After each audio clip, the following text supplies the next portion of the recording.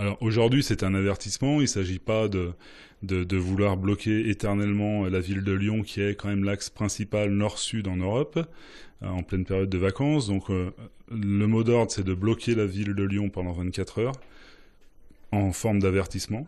Après Caen, en Normandie, c'est la ville de Lyon qui va faire l'objet dès ce soir d'un blocage par les agriculteurs en colère. Un blocage qui se poursuivra toute la journée de demain, jeudi.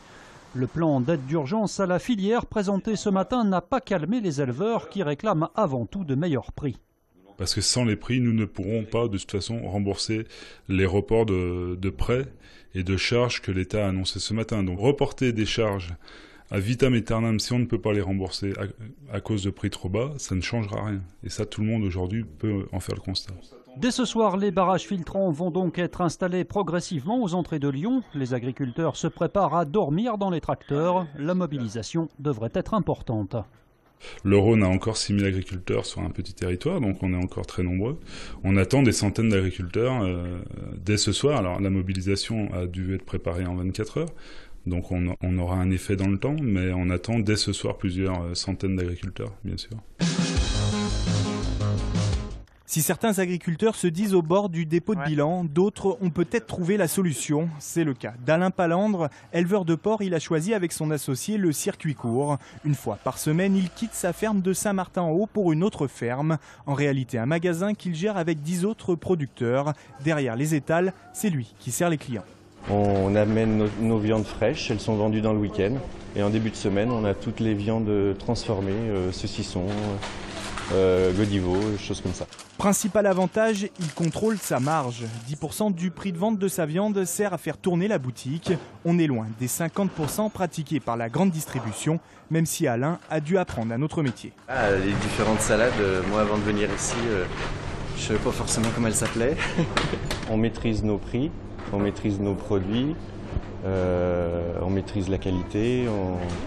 Et puis on a un rapport au client qu'on n'aurait pas et moi qui ne me plairait pas. Le client, c'est l'autre grand bénéficiaire de la vente directe. À qualité comparable, il ne payera pas plus cher que dans les grandes surfaces. Je viens d'acheter des saucisses et des merguez et je viens à la ferme lyonnaise pour être sûr d'avoir un produit naturel et pas qui fonde avec plein d'eau dans ma poêle ou sur mon barbecue. Avec 180 cochons abattus dans l'année et vendus dans le magasin de Craponne, Alain et son associé arrivent à faire vivre leurs deux familles.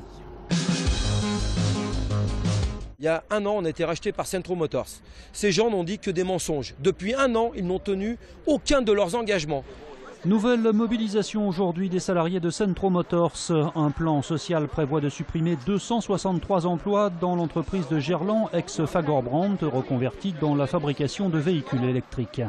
On demande que les gens qui partent avec du supralégal, partent dans des bonnes conditions. On ne peut pas laisser partir des gens qui ont 30 ans d'ancienneté avec 12 à 15 000 euros. C'est pas possible. De toute façon, vous savez, maintenant, on en a marre. Là, les gens qui sont ici, ils n'ont plus rien à perdre. Alors, vous savez, on va aller au bout des choses maintenant. On n'hésitera pas. Une rencontre avec le préfet a eu lieu aujourd'hui et une nouvelle audience au tribunal de commerce est prévue le 10 septembre.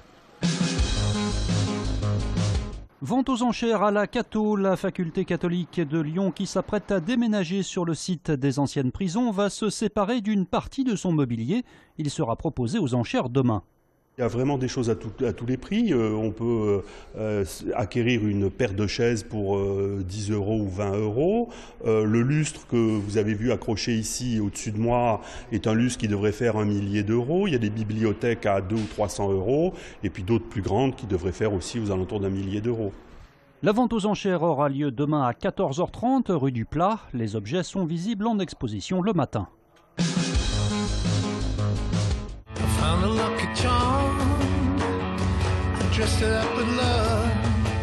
Un quart de siècle aux commandes de Led Zeppelin, un autre en solo et autant d'années à composer et interpréter des chefs-d'œuvre musicaux.